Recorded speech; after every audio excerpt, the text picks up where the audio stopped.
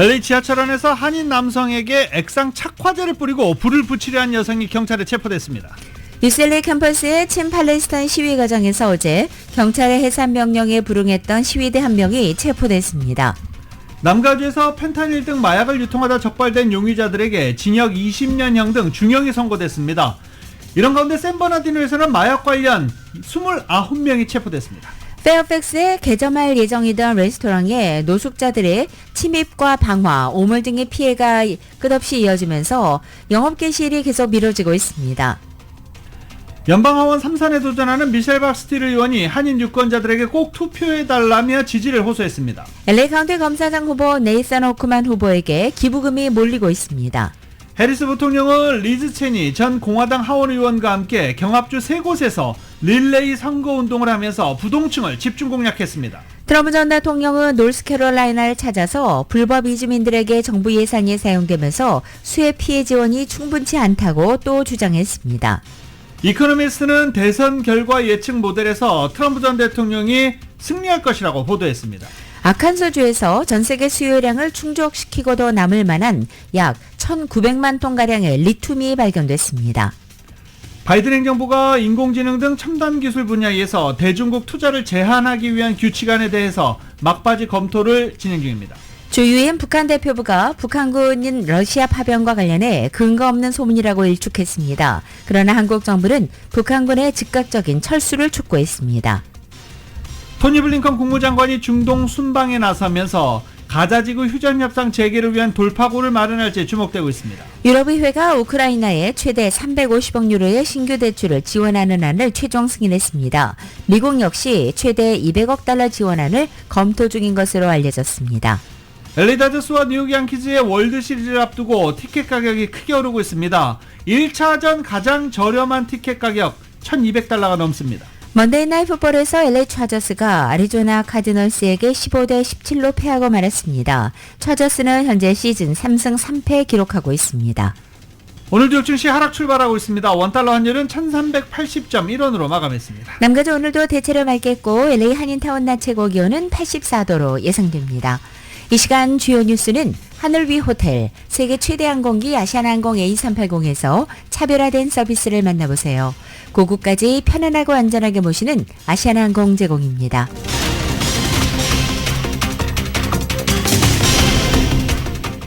여러분 안녕하십니까? 김윤정입니다. 안녕하십니까? 유지승입니다. 2024년 10월 22일 화요일 라디오솔 모닝뉴스 2부입니다.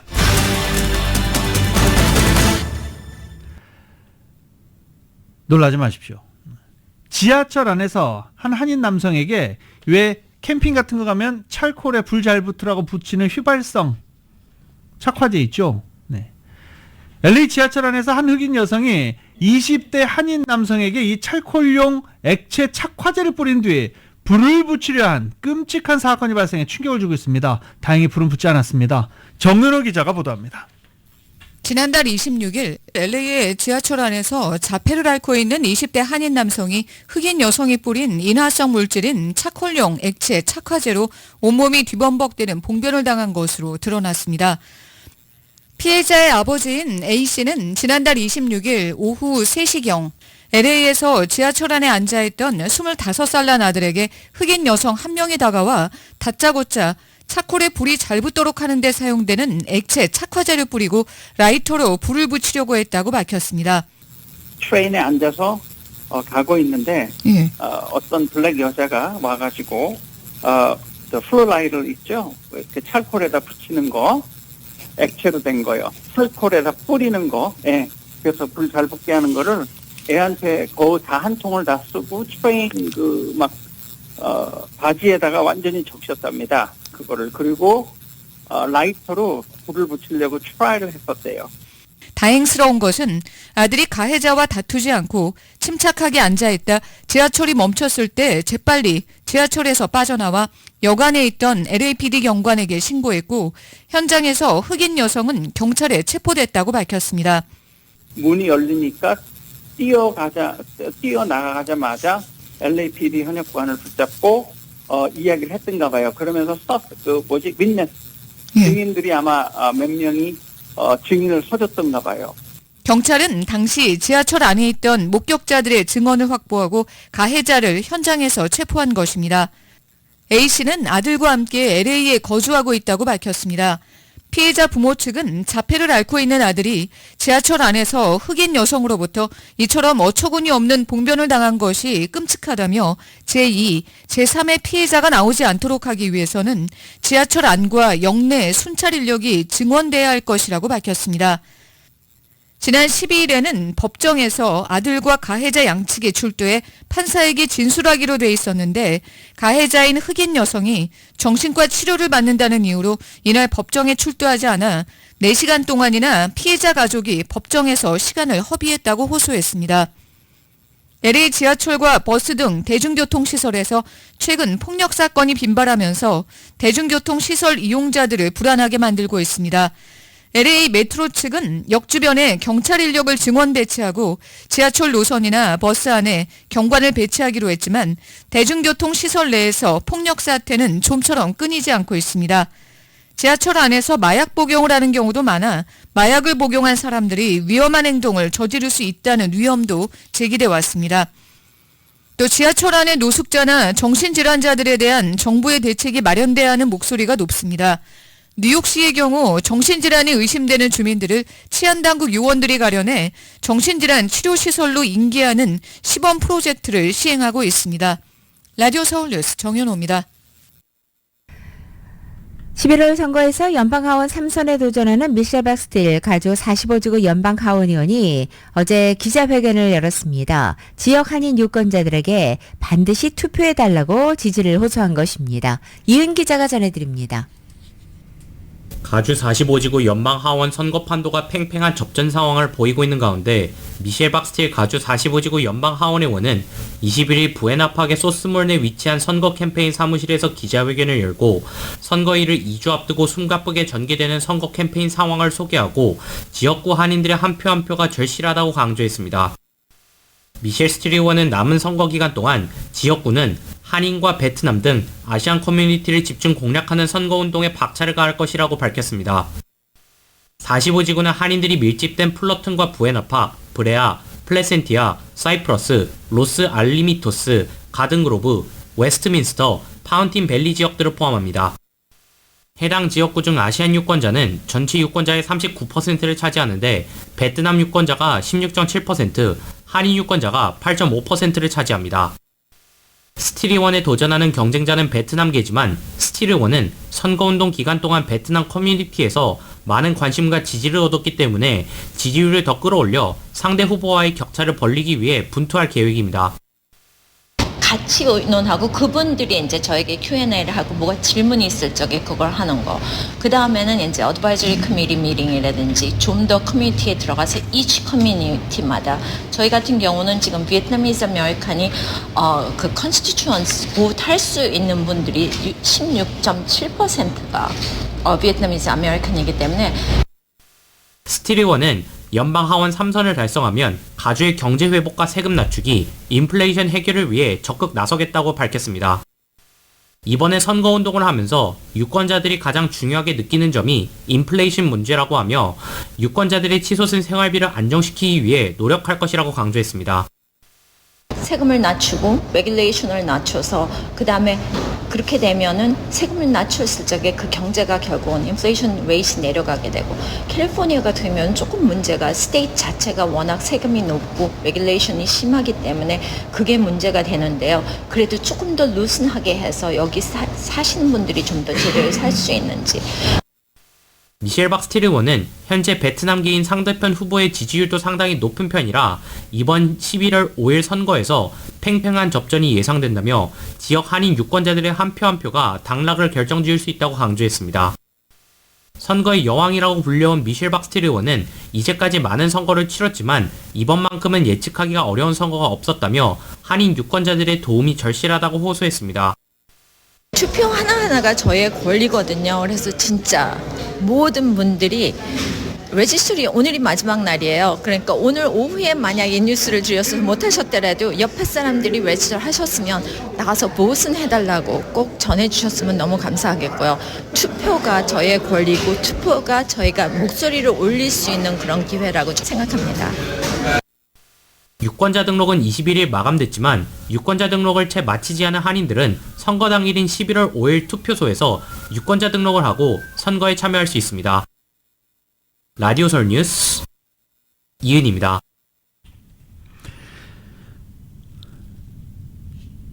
(11월) 선거에는 LA 카운티 검사장 선거도 있습니다. 뭐 여러 가지 치안 문제에 관련해서 유권자들의 관심이 많은 부분이기도 합니다. 카운티 검사장 후보인 네이슨 호크만 후보에게 지금 기부금이 몰리고 있다고 합니다. 보도국에서 전해드립니다. 2020년 조지 게스콘이 제키 레이시를 물리치고 LA 카운티 검사장으로 당선됐을 때 이는 역사상 가장 비용이 많이 든 검사장 선거였습니다. 하지만 4년이 지난 지금 자금은 게스콘 검사장 쪽에게 흐르지 않고 있다고 LA 타임즈가 보도했습니다. 2020년 선거에서 게스콘은 $1,300만 모금했지만 올 10월 14일 기준으로 게스콘 검사장과 그를 지지하는 외부 단체들은 겨우 $120만 모금했습니다. 반면 게스콘에 도전하는 네이선 호크만 후보와 그를 지지하는 외부 단체들은 거의 $1,040만 모금했습니다. 이는 게스콘 검사장 모금액의 약 8.7배에 달합니다. 최근 여론조사에 따르면 호크만이 가주 유권자 지지율에서 게스콘을 최대 30%포인트 앞서고 있습니다. 전문가들은 게스콘 검사장이 지난 3월 예비선거에서 약세를 보인 후 기부자들이 게스콘 검사장을 떠났다고 보고 있습니다. 2020년 게스콘의 10대 외부 기부자 중 4명만이 올해 게스콘 검사장의 재선 캠페인을 지지하는 위원회에 돈을 기부했습니다. 이에 비해 호크만은 치안당국 노조, 기업, 부동산 회사 등으로부터 광범위한 지원을 받고 있습니다. 게스콘은 자신의 직접 모금이 2020년과 비슷한 수준이라고 주장하지만 독립위원회로부터의 대규모 자금 지원은 사라졌습니다. 샌 퍼난도 밸리에서 21일 새벽 연쇄 방화로 의심되는 화재 사건이 발생해 경찰과 소방국이 조사에 나섰습니다. 21일 이른 아침 무어파크 스트릿 위치한 셔먼 오크스 마틴 폴라드 도서관 앞에 주차된 픽업 트럭에 불이 붙어 전소됐습니다. 트럭 화재 현장에서 1마일도 채 떨어지지 않은 13,800블락 벤츄라 블루바드 선상의 간판 업체에서도 오늘 새벽 2시 7분경 화재가 발생해 상업용 건물 1층으로 번졌습니다. 소방국은 30분 만에 화재를 진압했으며 건물 뒷부분과 후면이 피해를 입었습니다. 건물 화재가 보고된 시간과 비슷한 시간대에 벤츄라 블루바드 선상 쓰레기통에서도 화재가 신고됐습니다. 소방국은 이번 사건을 연쇄 방화로 규정하고 LA 경찰국에 출동을 요청했고 LAPD가 방화 용의자 수색을 벌였지만 용의자를 검거하지 못하고 있습니다. 이번 방화 사건에서 부상자는 보고되지 않았습니다. 라디오 서울 보도국 뉴스룸입니다. 전국 최고 수준의 렌트비로 인해서 캘리포니아주 세입자들은 수입 대비 렌트 비중이 전국에서 가장 높은 것으로 나타났습니다. 또 주택 가격도 전국 최고 수준이어서 세입자들은 주택 구입에도 역시 어려움을 겪고 있습니다. 캘리포니아의 주택 수입자들은 코로나 팬데믹 이후 급등한 모기지 페이먼에 보험료와 재산세에 부담을 느껴서 주택 매입은 엄두조차 못 내고 전국에서 가장 비싼 렌트비를 지불하고 있는 것입니다. 부동산 매체 진로우에 따르면 캘리포니아의 평균 렌트 비용은 $2,850에 달합니다. 이것은 전국 평균 렌트 비용보다 37%가 더 높은 것입니다. 따라서 캘리포니아의 세입자들은 주택 소유자들보다 자신의 재정 상황을 훨씬 더 암울하게 바라보고 있고 최근 몇 년간 주택 가격이 급등하면서 고소득층이 아니면 주택 매입을 하기 어려운 환경이 구축됐기 때문으로 분석되고 있습니다. 가주 주택 세입자의 63%는 앞으로 미국 경제가 어려운 시기를 겪을 것이라고 예측하고 있고 같은 답을 한 주택 소유주는 59%였습니다. 경제 전망이 거주 유형에 따라 엇갈리는 것입니다. 주택 관련 비용이 전국에서 가장 비싼 캘리포니아에서 주택 소유와 렌트 등 거주 유형에 따라서 만족도도 극명하게 갈리는 이유는 주택 유무에 따라서 소득 격차가 크게 벌어지기 때문으로 분석됩니다. 주택 가격이 천정부지로 치솟아 고소득층이 아니면 집을 사기 어려워졌고 경제 상황을 더 비관적으로 보는 세입자들이 늘고 있다는 설명입니다. 。미 전국의 한인 경찰 및 법 집행 치안기관 요원들이 한자리에 모이는 행사가 열립니다. 한미 치안협회는 오는 27일부터 30일까지 라스베가스 세라스 호텔에서 2024 한인 경찰 컨퍼런스를 개최한다고 밝혔습니다. 이번 컨퍼런스에는 미 전역은 물론 한국과 캐나다에서 치안기관 전문가들이 대거 참석해 각국 사법기관들 간의 유대를 강화하고 상호 협력 관계를 구축하는 주 목적이 있다라고 한미 치안협회는 설명했습니다. 이번 행사에는 세실 램보 LA 국제공항 경찰국장 등을 포함해 총 120여 명이 참석할 예정입니다. 이 중 20% 정도는 캐나다 치안기관에서 활약하고 있는 한인 경관 및 요원들이며 한국의 경우 LA를 포함한 미주 지역 제외공간 경찰 영사 4명도 참가할 예정입니다.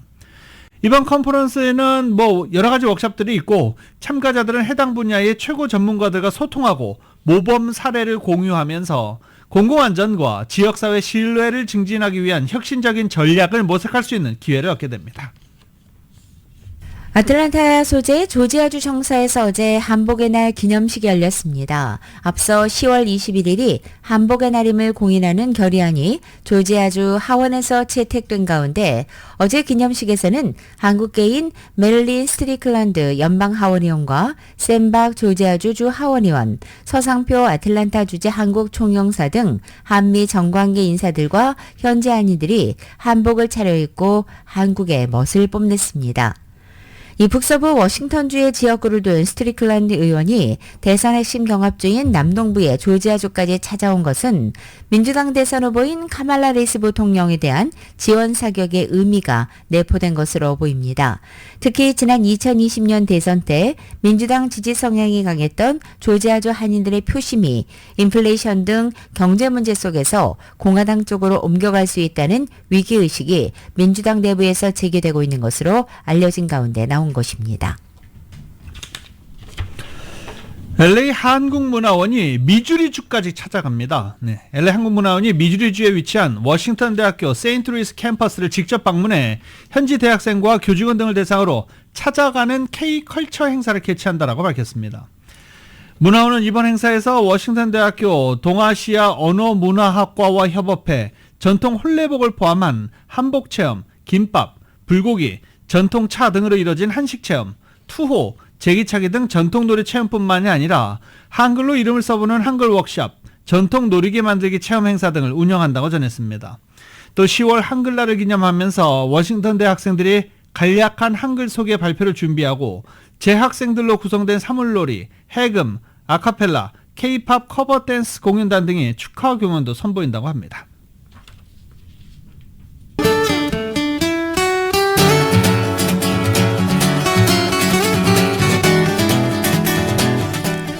(10월 20일) 화요일 남가주의 날씨입니다. 화요일은 오늘도 남가주죠. 어제만큼 맑고 포근하겠습니다. 현재 남가주 대부분 지역 낮 기온이 평년 기온을 웃돌고 있는 가운데 특히 밸리와 일랜드 엠파이어 지역의 낮 기온은 평년 기온보다 무려 10도 이상 높은 기온을 기록하고 있습니다. 이에 따라 낮과 밤의 일교차도 그만큼 크게 벌어지고 있습니다. 건강관리에 특별히 유의하셔야겠습니다. 수요일인 내일 낮 기온 이번 주 중에 가장 높은 기온을 기록하면서 오늘보다 3, 4도가량 더 오르겠습니다. 이렇게 평년 기온을 크게 웃도는 낮 기온은 목요일부터는 조금씩 낮아지기 시작하고 주말부터는 점차 평년 기온을 회복하겠습니다. LA 한인타운의 오늘 낮 최고 기온 84도, 밤 최저 기온은 57도, 오렌지 카운티 지역은 87도, 55도, 밸리와 일랜드 엠파이어 지역 91도, 57도, 해안 지역은 77도, 57도 예상됩니다. 한국은 오늘 비가 그치면서 오후에는 맑아지겠고 서울의 오늘 아침 최저 기온 40도, 낮 최고 기온은 60도에 그치겠습니다.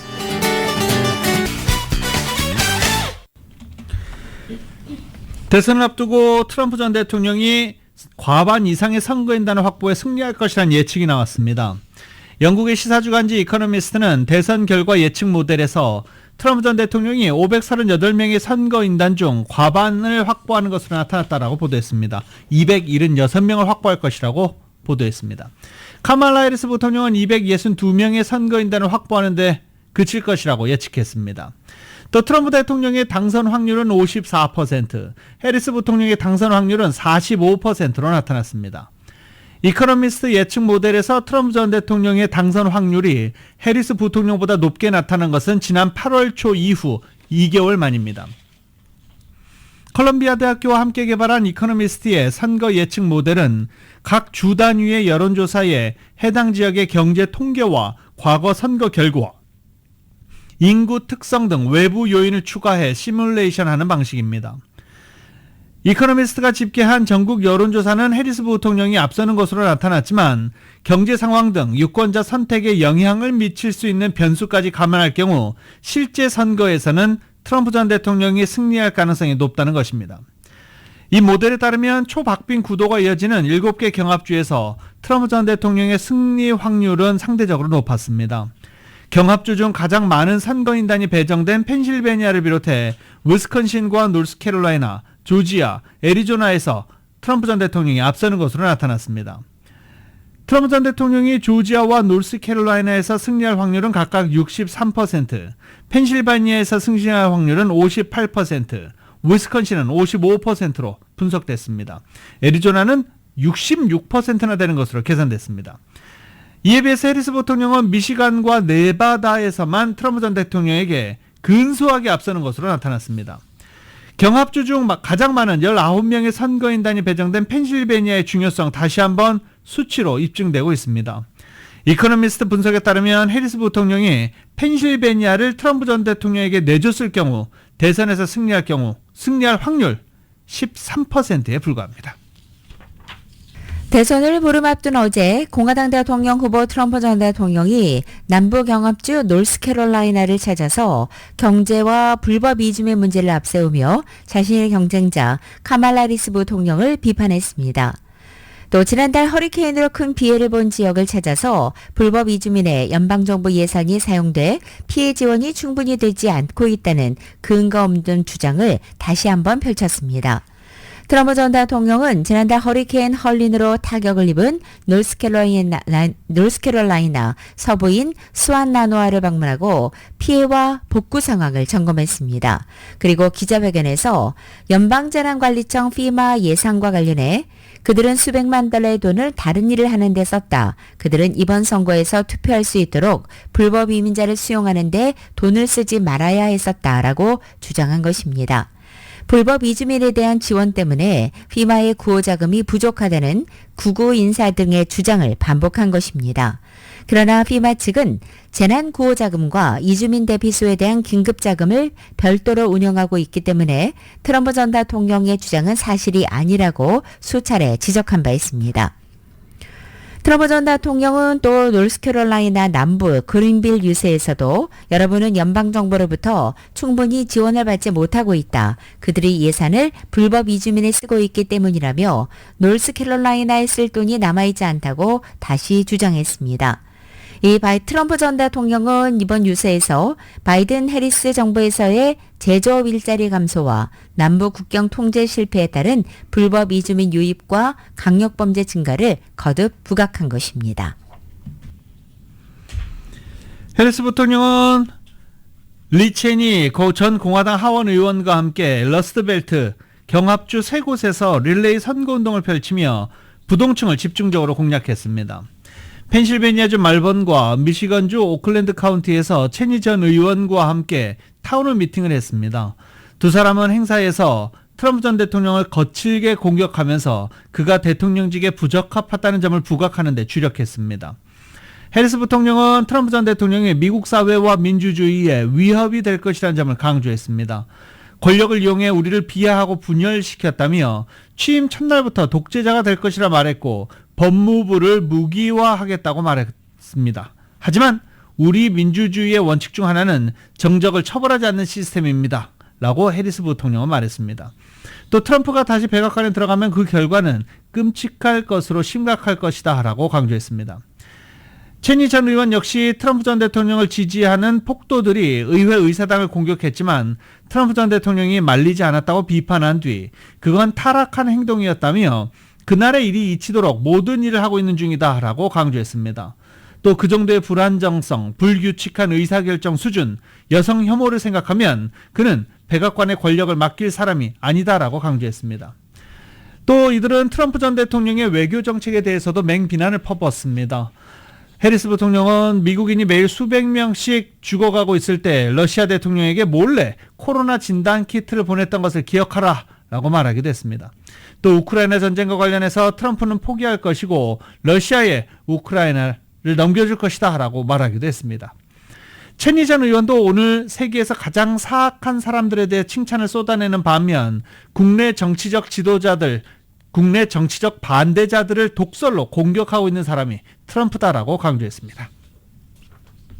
이번 대선에서 공화당 후보 트럼프 전 대통령을 지원하는 일론 머스크 테슬라 CEO가 경합주 유권자 등록을 독려하며 내놓은 100만 달러의 당첨 기회가 불법인지 여부를 두고 현재 논란이 날로 격화되고 있습니다. 현재 머스크가 유권자 등록에 돈을 주는 것이 불법인지 아닌지 미국 내 전문가들 사이에서 논란이 분분한 상황입니다.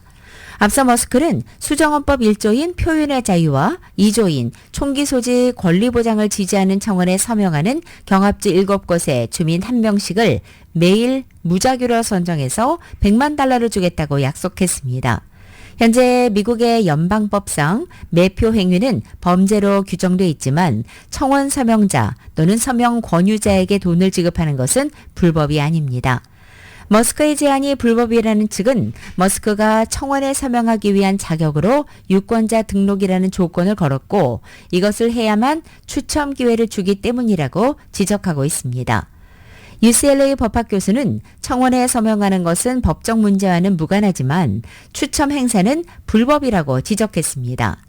머스크의 추첨 행사가 직접적으로 유권자 등록을 유도하지는 않지만 시행 시기와 경합주에만 집중됐다는 점을 고려할 때 청원 요소는 구실에 불과한 것이라고 덧붙인 것입니다. 반면 머스크의 행위가 논란의 여지는 있지만 불법으로 규정하기에는 모호하다는 의견도 존재합니다. 진보 성향인 뉴욕대 법학전문대학원의 이 데니얼 와이어 국장은 추첨 행사가 법적으로 수상하기는 하지만 회색지대에 있다고 평가한 것입니다. 문제는 청원 서명이 유권자 등록을 하기 위한 구실에 불과한 것인지 여부로 요약된다고 국장은 설명했습니다. 일론 머스크 CEO는 트럼프 전 대통령을 전방위로 지원하면서 트럼프 전 대통령과 마찬가지로 자신이 암살당할 위험이 매우 커졌다라고 주장했습니다. 머스크는 SNS에 올린 게시물에서 자신이 펜실베니아에서 열린 트럼프 지원 유세에서 내가 암살당할 위험이 아주 극적으로 커졌다며 정치에 참여하는 것은 내가 원하는 일이 아니다. 나는 죽고 싶지 않다라고 언급했습니다. 하지만 나는 어쩔 수 없이 그걸 할 수밖에 없다고 느끼고 있다라고 덧붙였습니다. 머스크의 얼굴 사진과 트럼프의 얼굴 사진 일부를 찢어붙인 듯한 형태를 합성한 이미지가 적 2호라는 제목 아래 게재되기도 했습니다. 머스크는 이에 대해서 기존의 주류 미디어는 트럼프와 나에 대한 암살을 적극적으로 부추기고 있다라고 비난하기도 했습니다. 머스크는 트럼프 전 대통령이 첫 번째 암살 시도를 가까스로 모면한 직후 트럼프에 대한 지지를 공개적으로 표명했고 대선일이 가까워지면서 전폭적인 지원 공세를 펼치고 있습니다. 카말라 해리스 부통령이 지난 3개월 동안 모은 기부금이 트럼프 전 대통령이 올해 모금한 전체 기부금보다 많은 것으로 나타났습니다. 파이낸셜 타임즈에 따르면 해리스 부통령은 지난 7월부터 9월까지 모두 9억 7,100만 달러를 모금했습니다. 이에 비해서 트럼프 전 대통령은 같은 기간에 3억 6,600만 달러를 모금하는 데 그쳤습니다. 트럼프 전 대통령이 올해 1월부터 9월까지 모금한 전체 기부금 규모도 8억 9,400만 달러로 해리스 부통령이 3개월간 모금한 액수에 미치지 못했습니다.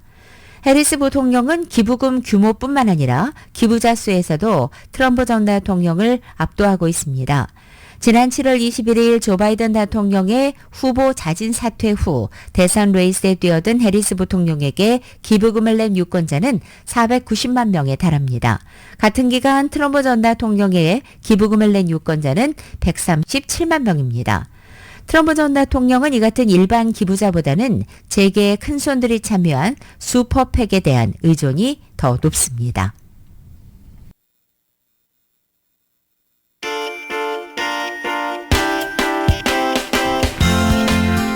라디오 솔모닝 뉴스 2부 이 시각 현재 프리웨이 교통 상황입니다. 먼저 5번 노스 방향입니다. 10번 이스트와 만나는 지점 이중 추돌 사고 있습니다. 10번 웨스트 방향 알라메다 스트리트로 내리는 지점 두 번째 레인이 현재 통제되어 있습니다. 이번엔 60번 웨스트 방향입니다. 게리 에비뉴와 만나는 지점 이중 추돌 사고로 인해서 네 번째 레인이 통제되어 있습니다. 110번 노스 방향 솔라노 에비뉴와 만나는 지점 이중 추돌 사고 있습니다. 참고하시고 안전운전 하시기 바랍니다.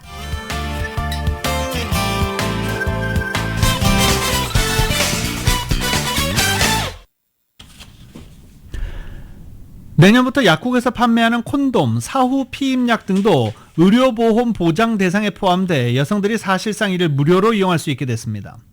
백악관과 보건복지부는 건강보험개혁법에 따라 보험사 예방치료 서비스 보장 내용을 확대하도록 하는 연방 의무 관련 규칙 변경안을 공개했습니다. 새 규칙은 처방전 없이 약국에서 아무나 구매할 수 있는 피임 관련 약 등도 보험 적용 대상에 추가하도록 하고 있습니다. 여기에는 플랜 B 등과 같은 사후 피임약, 오필 등 경구용 피임약 등이 포함되는 것으로 AP통신은 보도했습니다. 보험사들은 그동안 의사가 처방한 경우에만 피임 관련 약 등에 대한 비용을 부담해 왔었습니다. 건강보험개혁법은 피임 관련 약 등을 예방서비스 차원에서 민간보험사가 부담하도록 의무화하고 있습니다. 제니퍼 클라인 백악관 젠더정책위원회 국장은 이 규칙이 시행되면 민간보험에 가입한 5,200만 명의 가임 여성에 대한 피임 관련 보장이 확대된다라고 설명했습니다. 바이든 정부의 이번 의료보험 보장 확대는 대선을 10여일 앞두고 나온 것입니다. 미국 중남부인 아칸소주에 현재 전 세계 수요량을 충족시키고도 남을 양의 리튬이 발견됐다고 지질조사국가 아칸소주 정부가 어제 발표했습니다.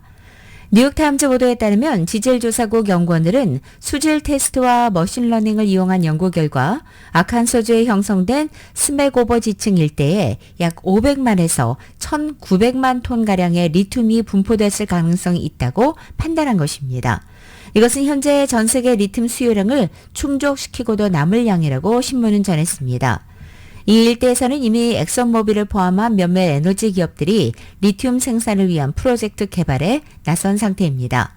이번에 리튬이 대량으로 발견된 스맥오버 지층은 석유와 가스 등 다른 천연 자원도 풍부해서 과거부터 개발이 활발히 이루어졌던 지역입니다. 미 당국은 이 지역에서 다른 에너지 자원을 추출하고 남은 소금물에서 리튬을 생산할 수 있다고 보고 관련 연구에 돌입해왔습니다. 한편 전기차 배터리 등의 핵심 소재로 쓰이는 리튬은 세계적인 전기차 수요 증가에 발맞춰 각광을 받고 있는 자원입니다. 현재 전 세계 리튬의 대부분은 호주와 남미에서 생산되고 생산된 리튬의 가공과 제조는 대부분 중국에서 이루어집니다. 이에 미국 바이든 행정부는 리튬이온 배터리 생산에 필요한 원자재를 미국 내에서 충당할 수 있도록 관련 작업을 지원해 왔습니다. 연방준비제도 이사들이 향후 기준금리 인하 속도는 완만할 것이라고 전망했습니다. 블룸버그 통신 등에 따르면 닐 카시카리 미니애폴리스 연방준비은행 총재는 위스콘신에서 열린 한 행사에서 지난달 연준의 빅컷 결정은 지지하지만 향후 회의에서 더 작은 폭의 금리 인하가 있을 것으로 예상한다라고 말했습니다. 현재로서는 향후 몇 분기 동안 중립 수준에 도달하기 위해 더 완만한 금리 인하를 예상하고 있지만 이는 데이터에 달려있다며 연준이 더 빠르게 움직이려면 노동시장이 빠르게 약화하고 있다는 실제 증거가 있어야 한다라고 덧붙였습니다. 제프리 슈미드 캔자스티 연은 총재도 이 지역 공인재무분석가협회 연설에서 물가 상승률이 연준 목표치 2%로 회복되고 노동시장이 정상화되고 있는 지금 금리 인하는 신중하고 점진적으로 이루어져야 한다며 이런 접근 방식이 이 불확실한 환경에 가장 적합할 것이라고 믿는다라고 말했습니다. 또 통화정책의 제약성을 완화하는 것은 지지하지만 특히 정책의 최종 목표에 대한 불확실성과 금융시장 변동성을 유발하지 않아야 한다는 점을 감안할 때 큰 폭의 움직임은 피하는 게 바람직하다라고 말했습니다. 이어 점진적으로 금리를 낮추면 금리 조정에 대한 시장의 반응을 관찰할 수 있으며 금리가 경제를 제약하지도 부양하지도 않는 수준을 평가할 수도 있을 것이라고 덧붙였습니다. 국제통화기금 IMF는 내년도 세계 경제가 올해와 비슷한 속도로 성장할 것으로 전망하면서 미국의 예상 성장률은 3개월 전보다 상향 조정했습니다. IMF는 22일자로 발표한 세계 경제 전망에서 올해 세계 경제 성장률을 지난 7월 전망과 같은 3.2%로 유지하고 내년 성장률을 7월보다 0.1%포인트 낮은 3.2%로 예상했습니다. 전체적인 전망은 지난 7월과 크게 달라지지 않았지만 지역별로는 일부 조정이 있었습니다. 미국의 올해 경제 성장률을 2.8%로 전망하면서 지난 7월보다 0.2%포인트 상향한 것입니다. 소비와 비주택 투자가 예상보다 강했기 때문인데 소비의 경우 저소득 가계를 중심으로 한 실질 임금 증가 등에 힘입어 견조했다고 평가했습니다. 미국의 내년 성장률은 재정정책 축소와 노동시장 냉각에 따른 소비 둔화로 2.2%로 낮아질 전망이지만 7월 전망치보다는 0.3%포인트 높은 것입니다. 한국 경제는 올해 2.5%, 내년 2.2% 성장할 것으로 예상했고 중국의 성장률은 4.8%로 지난 7월보다 0.2%포인트 하향 조정했습니다. 페이스북의 모 회사 메타 플랫폼이 셀럽들의 이미지를 도용한 사기성 광고를 차단하기 위해 얼굴 인식 기술을 도입합니다. 메타는 오는 12월부터 페이스북과 인스타그램 등 소셜미디어 플랫폼에 전 세계 유명인 등 5만 명을 대상으로 얼굴 인식 기술을 시범 도입한다라고 밝혔습니다. 페이스북이나 인스타그램에 게재된 셀럽을 이용한 광고가 사기일 가능성이 있다고 판단되면 광고 이미지와 해당 셀럽의 플랫폼 공식 프로필 사진을 비교해 해당 광고를 삭제하는 방식입니다. 이런 셀럽을 이용한 사기성 광고는 이용자 클릭을 유도한 후 개인정보를 빼내가는 데 사용되고 있습니다. 데이빗 보안정책 책임자는 광고 삭제는 실시간으로 이뤄질 예정이라며 사람이 검토하는 것보다 훨씬 빠르고 정확하기 때문에 사기로부터 보호할 수 있을 것이다 라고 말했습니다.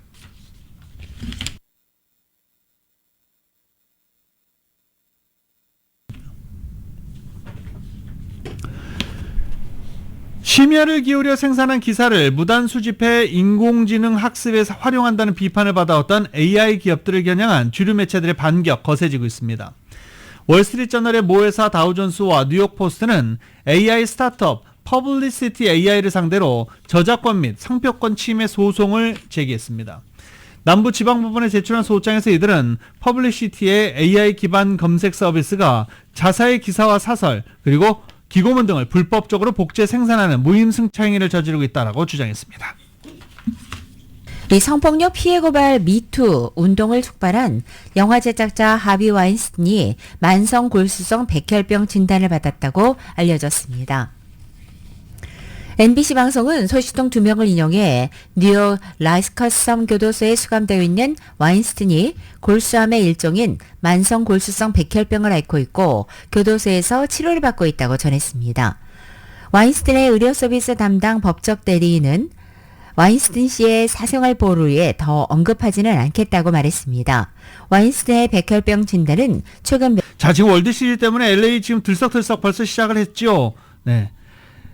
LA 다저스와 뉴욕 양키즈 간의 7전 4선 승자 월드 시리즈 오늘 금요일 시작이 됩니다. LA 다저스 스테디움에서 1, 2차전이 열리고요. 그리고 3, 4, 5차전은 양키즈 스테디움에서 열리고 그리고 필요할 경우 6차전, 7차전 다시 LA로 넘어와서 경기를 하게 됩니다. 뉴욕 양키즈와 LA 다저스 이 두 팀, 동부의 대도시팀, 서부의 대도시팀 그리고 메이저리그를 대표하는 두 팀이 월드 시리즈에서 맞붙는 것은 1981년 이후 43년 만입니다. 메이저리그를 대표하는 두 팀이라고 하면 다른 팀 이 관계자분들이 무슨 소리야 우리지 하기도 하는데 여러 가지 수치면에서 봐도 네, LA와 뉴욕이죠. 다저스와 양키즈의 격돌만으로도 뜨거운 이번 월드 시리즈 여기에 볼거리 오히려 이걸 더 기대하는 사람들도 많아요. 오타니 쇼헤이와 에런 저지의 생애 첫 월드 시리즈 맞대결로 이번 월드 시리즈 더 달아오르고 있는 그런 상황입니다. 들으신 대로 43년 만에 성사된 LA 다저스와 뉴욕 양키스의 이 월드 시리즈 입장권 가격이 치솟고 있습니다. 다저스와 양키스가 다저스 스타디움에서 벌이는 월드 시리즈 1차전 입장권 가격이 재판매 업체에서 $1,358부터 시작한다고 전한 것입니다.